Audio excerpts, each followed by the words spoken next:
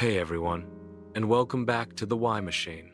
Today, we're tackling a controversial and deeply thought-provoking philosophical stance that challenges one of humanity's most fundamental instincts, the very act of bringing new life into the world. Get ready to have your perspective shaken, because we're diving into the challenging world of anti-natalism. Intro music and visuals. Think stark, thought-provoking imagery. Perhaps a single seed that refuses to sprout, or a lonely silhouette against a vast, indifferent landscape.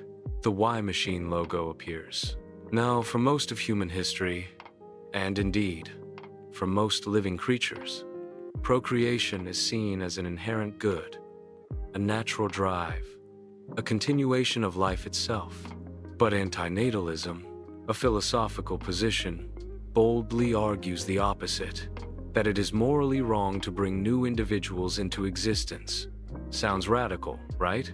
Let's explore the core tenets of this fascinating, albeit often unsettling philosophy. At its heart, anti-natalism posits that life inherently involves suffering, pain, and hardship. Therefore, it is better not to create new lives that will inevitably face these challenges.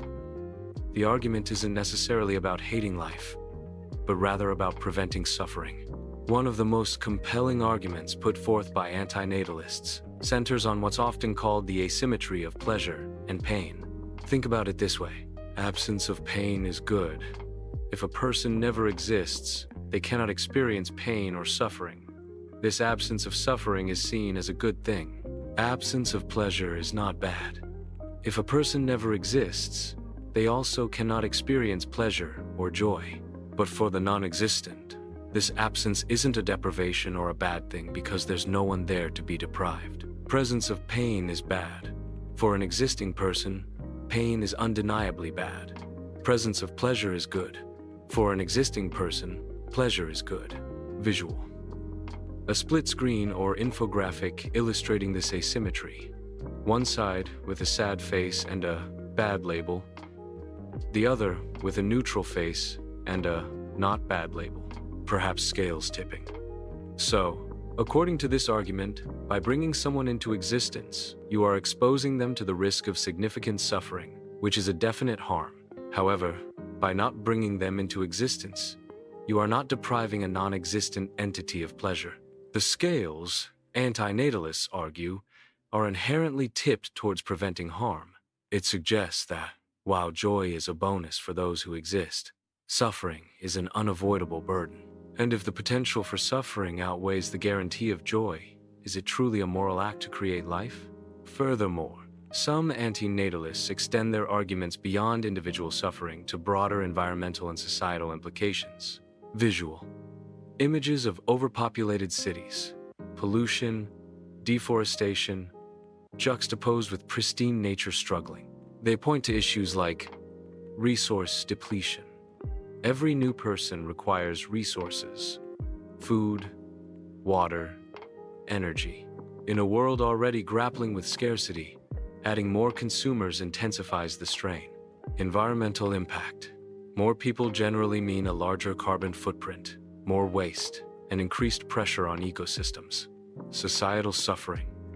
Overpopulation can contribute to poverty, competition for resources, and even conflict, leading to collective suffering for society as a whole. From this perspective, choosing not to procreate becomes not just a personal ethical decision, but a compassionate act for the planet and for humanity's future well-being. It's about minimizing harm on a grand scale.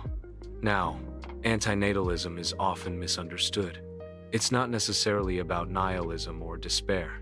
Many who advocate for it do so out of a deep sense of compassion and a desire to prevent suffering. It forces us to ask profound questions about our responsibilities to future generations, to the planet, and even to those who do not yet exist.